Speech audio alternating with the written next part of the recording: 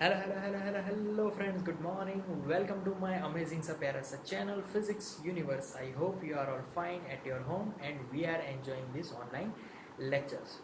So, in this particular 7.4 linear momentum of system of particles. So, linear momentum of system of particles उसके according अगर मैं first formula लिखूं तो P is equal to m into V. So this is linear momentum of center of mass is equal to mass of whole object and V is the velocity of center of mass. So these are vector quantities. Okay. Now if I just taking differentiation with respect to time, then vector dp upon dt is equal to m vector dv upon dt. So now my equation becomes force formula. Earlier we discussed this force is due to external factors. So external and it is vector quantity. So it will again I can write m vector a. So this is acceleration of center of mass. Okay. So in this particular formula, if my force F external is 0, then I can write I'm into vector ACM in this formula. If this is 0, so in this formula this must be vector ACM is 0 because mass never be 0, acceleration is 0. Acceleration 0 means the velocity of center of mass is constant. मतलब कि हमारा जो object है वो एक particular constant velocity से move कर रहा है. Clear? So this in this formula we can call that vector p is constant because mass is constant as well as velocity is constant. So vector p is constant. So momentum remains constant. Hence conservation of momentum proved because p remains constant. That is the conservation of momentum. Clear? Okay. अब ये जो हमने example लिए, ये जो हमने mathematical study किया उसको एग्जाम्पल से समझे.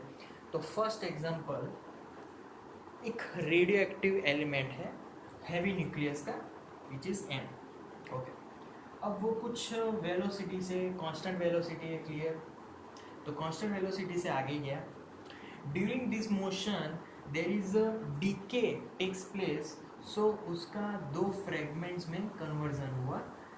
वो दोनों इससे स्मॉल होने वाले हैं. एक का मास m1 दूसरे का m2. क्लियर? तो यहाँ पर डीके हुआ.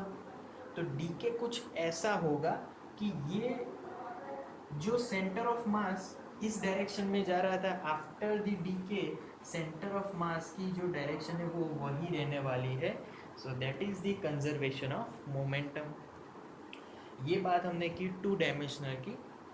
अगर वन डायमेंशन की बात करें तो वन डायमेंशन में अगर ये था एट रेस्ट पे, मतलब कि कैपिटल एम, और तब decay takes place, then what happens there. So एक जो फ्रेगमेंट है वो लेफ्ट हैंड साइड डायरेक्शन जाएगा, दूसरा fragment right hand side direction जाएगा. This one is m1, this one is m2.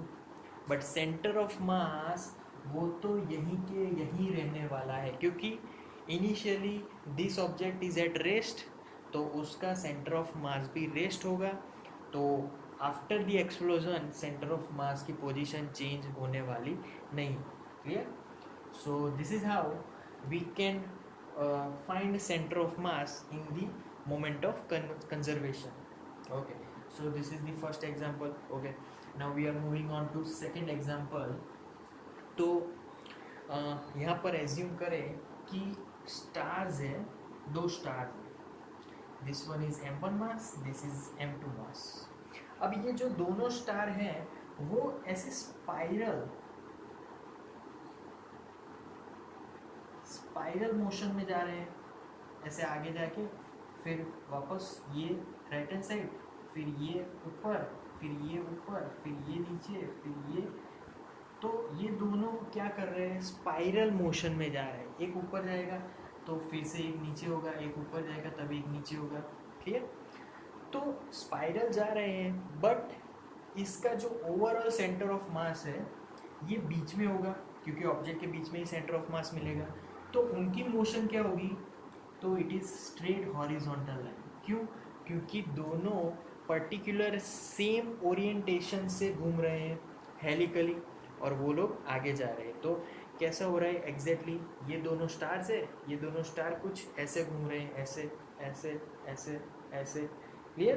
तो दोनों ऊपर नीचे घूम रहे हैं, कि जिससे कि दोनों का centre of mass horizontally x direction में आगे जाएगा। अगर हम लोग इसको समझे एक डायग्राम से, तो कुछ ऐसा होगा कि एक स्टार अगर ऊपर है तो उसी टाइम पे दूसरा स्टार उसके डायमेट्रिकल पॉइंट के सामने होगा। So this one is M1 first star and this one is M2। तो हर टाइम ऐसा होगा, जब M2 ऊपर होगा M1 नीचे होगा, M1 ऊपर होगा M2 नीचे होगा। तो वैसे सेंटर ऑफ मास बीच में रहने वाला है। ये दोनों अगर आगे जा रहे हैं तो सेंटर ऑफ मास भी आगे जाएगा। क्लियर? तो यहाँ पर सेंटर ऑफ मास है, यहाँ पर ये सेंटर ऑफ मास आगे जा रहा है। सो these are the examples of center of mass. So in this example, यहाँ पर सभी जगह पे लीनियर मोमेंटम कंजर्व हो रहे हैं, मतलब कि initial linear momentum is equal to final linear momentum सब जगह पे। v is constant, that's why momentum remains constant, that is called conservation of momentum. Yes, clear? So that's all for today guys. That's the linear momentum of system of particles. Thank you so much to listening my video lectures till the end. That means a lot to me. Thank you very much.